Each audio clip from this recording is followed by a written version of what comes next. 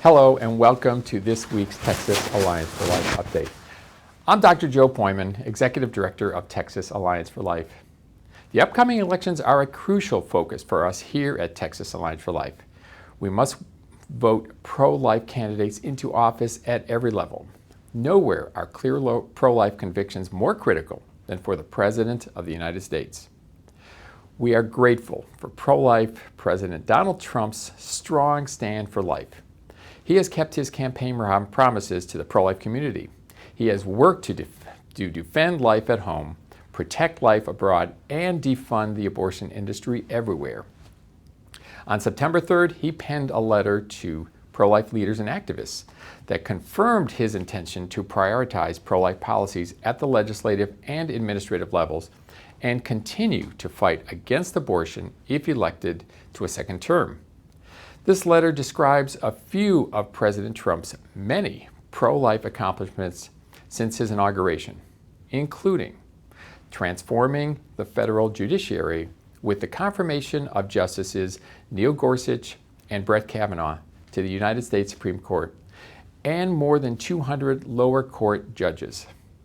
Fighting for the unborn around the globe by enacting the Protecting Life in Global Health Assistance policy, which prevents tax dollars from funding the international abortion industry, and combating efforts at the United Nations to make abortion an international right.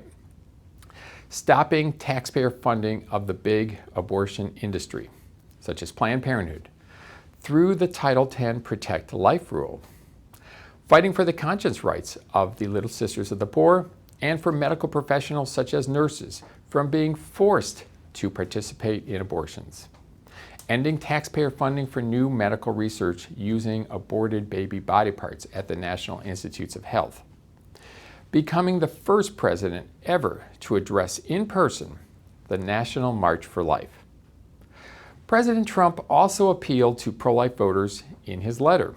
He painted a stark picture of where his opponents land on the life issue, saying, "As I seek re-election this November, I need your help in contrasting my bold pro-life leadership with Joe Biden's abortion extremism.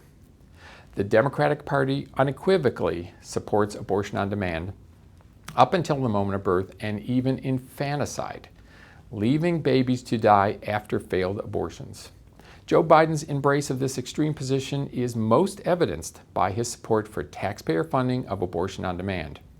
Forcing taxpayers to pay for abortions is an abhorrent position that must be defeated at the ballot box.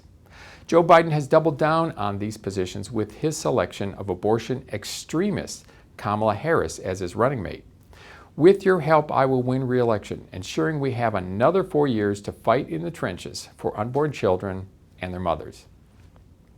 President Trump has made it clear that, with the help of pro-life leaders, activists, and voters like you, he will win re-election and give our nation the chance to fight in the trenches for unborn babies and their mothers and fathers for 4 more years.